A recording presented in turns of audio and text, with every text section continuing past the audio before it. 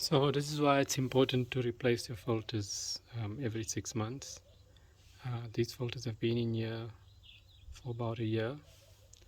The first filter, as you can see how it looks, it's got algae and dust and dirt and grime all over.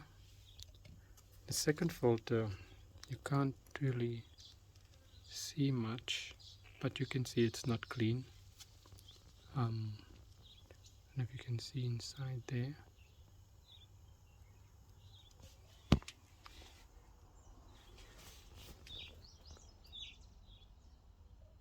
and then the third filter, which is a carbon filter, you can see that along the seals it's got grime and algae. You can't really see inside. Yeah. And then the surprising thing is the RO filter, the reverse osmosis filter, which is the fourth stage. You can see everything that's got into it.